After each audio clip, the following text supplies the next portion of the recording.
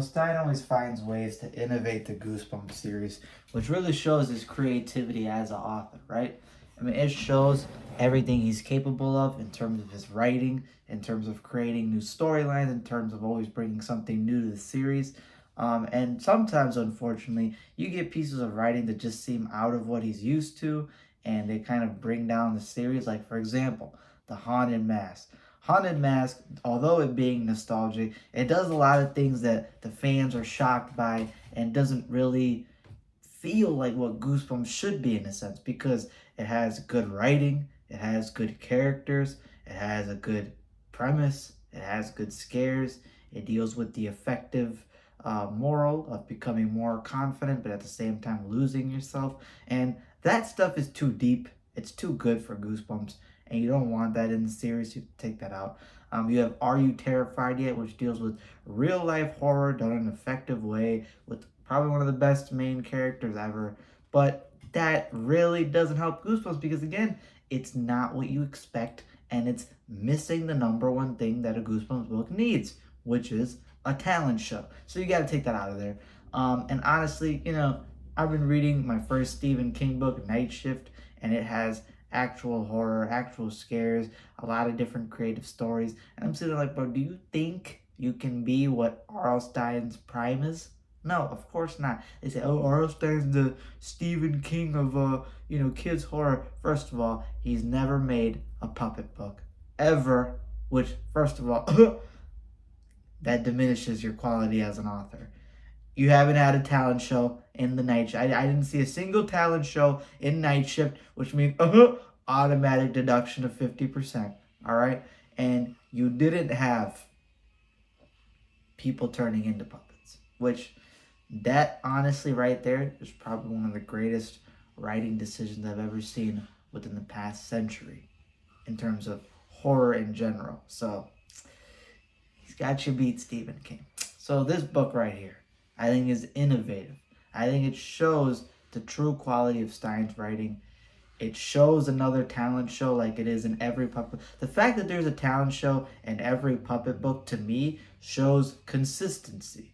It shows you always know what you're going to get when it comes to a puppet book. And that goes against the norm because usually you expect authors to write something new, but Stein is bringing you cookie cutter. And we all love cookies. You love cookies. I love cookies. You love your grandma's cookies. You love R.L. Stein's cookies. All right? This book right here shocked me. It surprised me with how much it can bring to the table.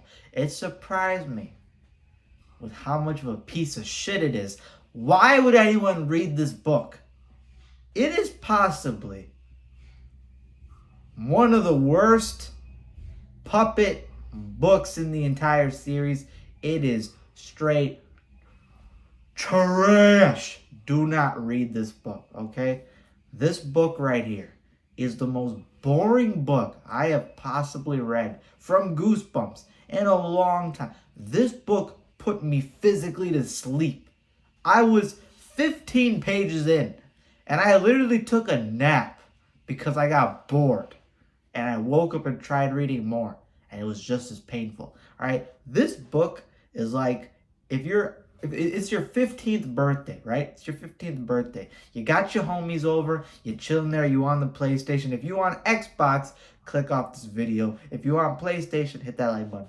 You on your PlayStation, you're playing like Call of Duty, NBA, Mortal Kombat, I don't know, whatever you're playing. And right then and there, your mom comes in. She's like, yo, I got you the cake. We're going to have a fun time. I know you're with your homies. And she hands you 2 boxes of Little Caesars pizza. And you sitting there like, so I'm 15 years old. Mom, I love you. I love you, mama. I'm 15 years old.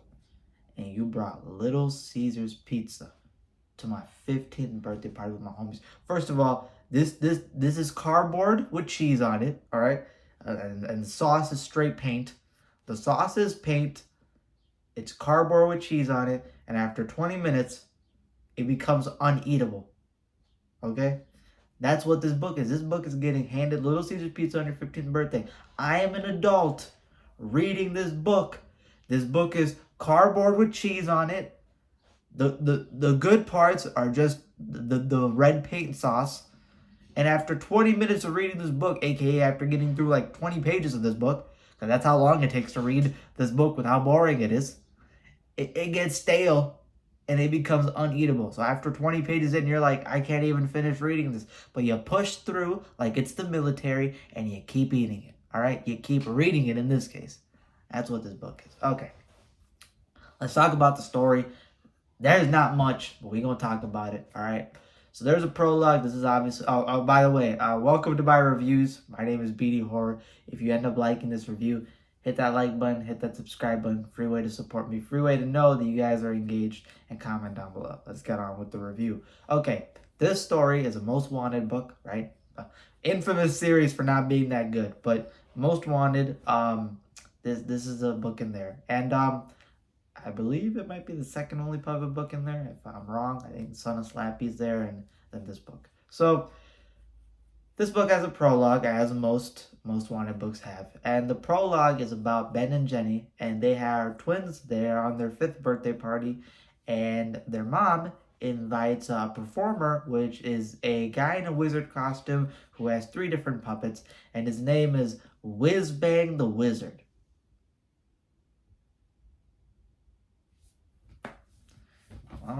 Why do I even continue doing it? Like, why do I keep reading these books for y'all? Why? Like, I'm just out of here. I'm done. I'm gone.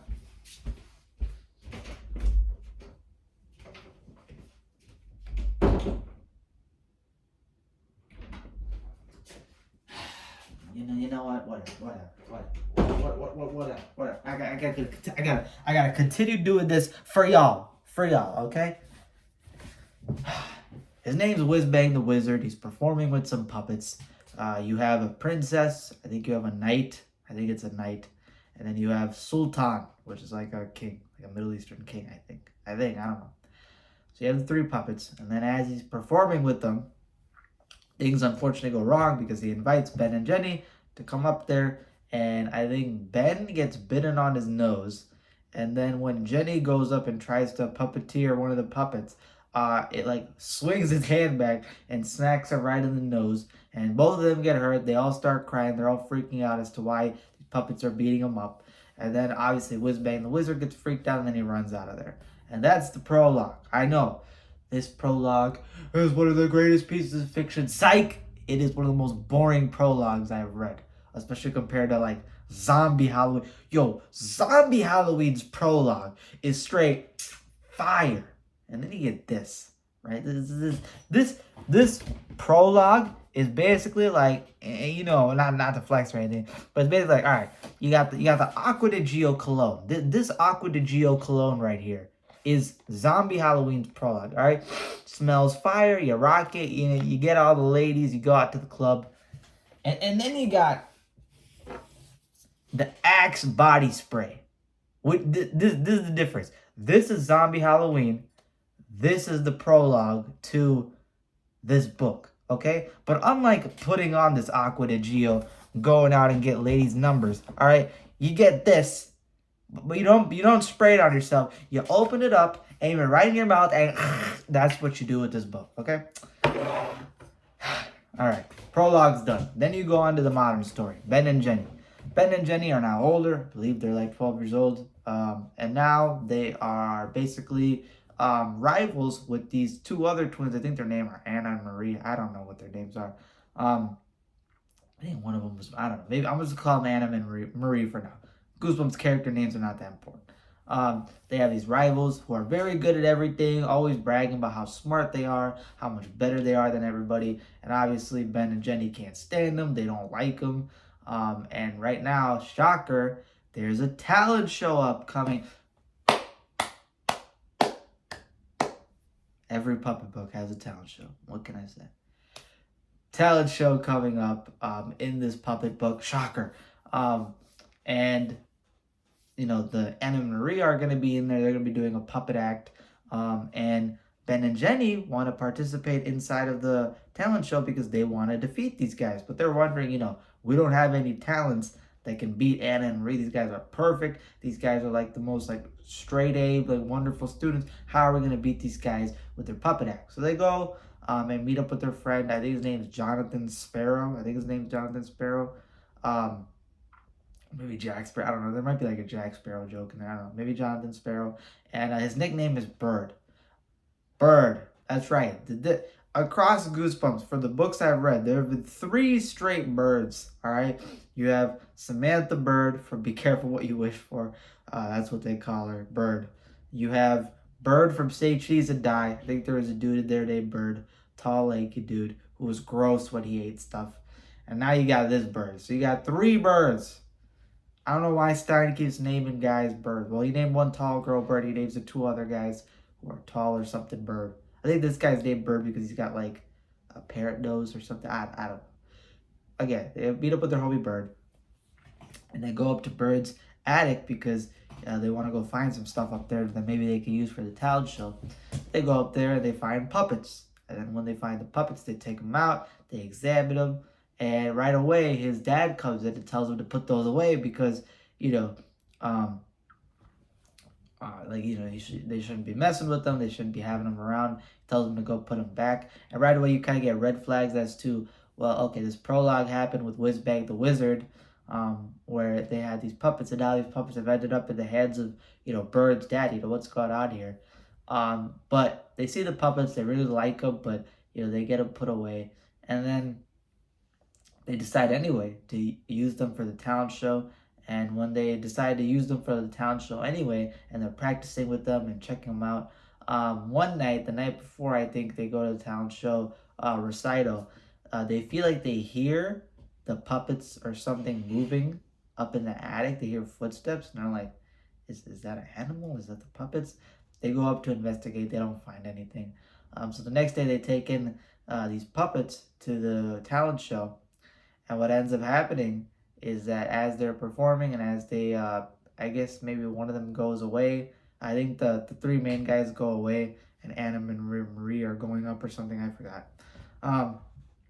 Anna and Marie's puppet strings from the homemade puppets that they made end up getting cut. And then we find out that they find the Sultan puppet has a pair of scissors in the hand and it's cut. And well, it looks like it cut the strings. And on the back wall, it says, like in like red paint or something, puppets rule. So right away, Ben, Jenny, and Bird, I think, get blamed for it. But they're confused because they're like, we weren't back here. We didn't touch anything. So what ended up touching it? Again, revolutionary puppet book content. So I'm not going to give away more than that. There's more to this story that you may find out. Potentially the origins of who Bird's dad might be, the origins of who made these puppets, and what's the deal with them, and potentially a very crazy climax that happens, which felt more like a horror movie when it came to the end of the book. So this book, in my opinion, in terms of my rating that I would give it, I'd probably give this book like I'm thinking I'd probably give it a 5 out of 10. Honestly, it's not the worst book I've read where it's so abysmally bad that I would give it a 4 or 3 or 2 out of 10. Maybe 5 is like still too high, but I'll give it a 4.5. There we go. I'll give it 4.5 out of 10. This book's biggest weakness is the fact that it's incredibly boring. This is one of the most boring books you can sit through. Even the Night of the Living Dummy fans out there, like, I am not a Slappy fan or Night of the Living Dummy fan. I love certain books in the series, but I'm not a fan of Slappy at all, really. Like, I mean, he's cool, he's alright, but I'm not that big of a fan. But I've seen even the fans of Night of the Living Dummy don't enjoy this book. So this book, for some reason, with the fandom, does not land. I haven't seen anyone say they like it. I didn't like it. The majority of it is just really boring stuff. The puppets are not threatening. That's my biggest weakness with the book. These puppets are not threatening at all. They're not scary at all. They're not like Slappy. Again, I'm not a big Slappy fan, but Slappy, you can understand where the horror comes from. He's this, larger ventriloquist puppet. He has powers. He's a lot more vicious. He does a lot more hateful things. He even manipulates people. My favorite Slappy books are the ones where he manipulates kids. And with that creates a great story. So he's a threatening villain, I would say. Like, you can't take away from Slappy. Yeah, he is a threatening villain to a kid. These puppets are so lame, so boring, so basic. I don't know how you could view them as, imposing villains. And yeah, at the end of the book, you do get body horror. There is body horror with, you know, people's bodies changing into something, and that does pose as a threat. But it really feels random, and it feels like it's disconnected from the actual puppets itself. So I don't really count that as them being imposing villains. And the characters in this book are very one-dimensional. They're very boring. The prologue was weak. The prologue is straight weak sauce. There's nothing really much of substance there. And the climax of this book, I guess you could say, is pretty intense. I like the fact that they actually ventured out of certain scenery, went like downtown basically, and they go visit certain person's place. And that part is creepy. That part is tension, especially when you find out what the characters' motives are. And then, I gotta say, the ending to the book, I did find funny. I did, I thought it was funny. I thought it was clever to an extent. I know people don't like that ending. I know people think it's like a wet fart ending. I'm okay with it. I didn't really hate it as much as other people did. But the whole book as a whole is not good. Again, 4.5 out of 10. That's what I rated. This is probably the most cookie cutter Night of the Living Dummy type of book, but it is one of the worst puppet books. It's done in such a boring way, and I would argue that a lot of the other Slappy books, despite there being bad Slappy books, Slappy's more entertaining than the stuff in here. So that's all I have for today. I hope you guys enjoyed. If you felt the same way about this book, comment down below. If you felt a different way, if you like this book, let me down below. I will not understand your opinion, but I want to hear it, and I want to understand why you like this book. And if you enjoyed this review, again, hit that like button, hit that subscribe button. It's a free way to support me. Lets me know you guys are engaged with the content. You like it, you want more of it. And I do have a poll that I put up on my community post saying what content you guys want upcoming. I know Goosebumps was one of the highest voted, but you have Spine Tigglers, Afraid of the Dark, and Haunting Hour in there. If you haven't already voted, go to my community, click on that poll, and then choose which one you want me to review next upcoming. That's it for today. I hope you guys enjoyed. Deuces. No, honestly, if I read one more puppet, if a new puppet book ends up coming out, and there's another town show, this is what's gonna happen. I'm gonna kidnap Stein, right? Or go to his New York apartment. I'm gonna meet him at his New York apartment door. I already ordered 15 Little Caesars pizzas directed on his bill. I'm gonna see him right there. I'm gonna hand him the pizzas, and as he's grabbing the pizzas, I'm gonna hit him with the Wing Chun punches, like, what I'm saying, like the Donnie Yen Wing Chun punches, ba ba ba ba ba ba ba ba. And then I'm gonna just dip out. I'm gonna get out of there. All right. I'm gonna give you those pizzas. It's going straight to your bill, and I'm gonna wait too. I'm gonna get you those pizzas, but I'm gonna wait 15 minutes when they dried up. You get hit with the Wing Chun punches, Stein. You going down, and that's it. Then I'm out of there. All right. You may press charges, but listen, man. I'll take it. I'll take the charges, because you know what? I cannot stand another talent show being in these puppet books, and that's funny, because I think I have like 20 puppet books left. Wish me luck.